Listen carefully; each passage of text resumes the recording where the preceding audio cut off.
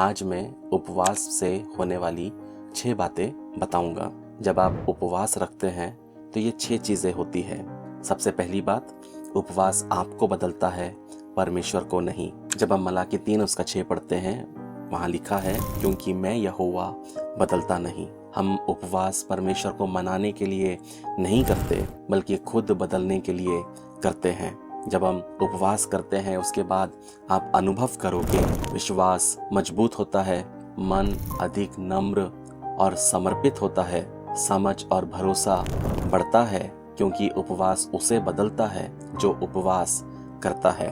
दूसरी चीज, उपवास आपको सही स्थान पर लाता है। उपवास आपको बेहतर स्थिति में लाता है, मानसिक रूप से, आत्मिक रूप से और शारीरिक रूप से। ये भ्रम हटाता है और ध्यान साफ करता है और आपको उस स्थान पर रखता है जहां पर आप परमेश्वर की आवाज साफ सुन सकें। तीसरी बात, उपवास आपकी आत्मिक क्षमता बढ़ाता है। शिष्य दुष्ट आत्मा को निकाल नहीं पाए क्योंकि उनकी क्षमता छोटी थी, अधिकार नहीं। और हमारे जीवन में प्रियो, क्षमता जरूरी है, छोड़ने की क्षमता और ग्रहण करने की क्षमता। जब क्षमता बढ़ती है तब आत्मिक विरोध कमजोर पड़ता है। उपवास आपकी आत्मिक क्षमता को फैलाता है। चौथी बात, उपवास आदतों और आत्मिक बंधनों को तोड़ता है।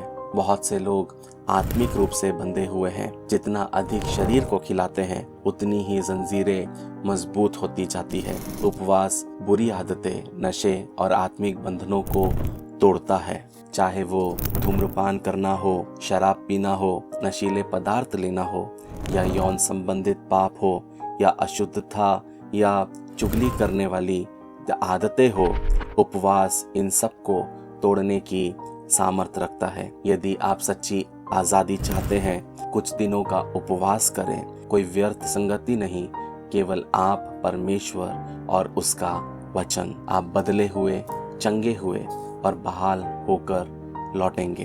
पांचवी बात, उपवास आपको आत्मिक रूप से जागृत करता है। उपवास आत्मा को जगाता है।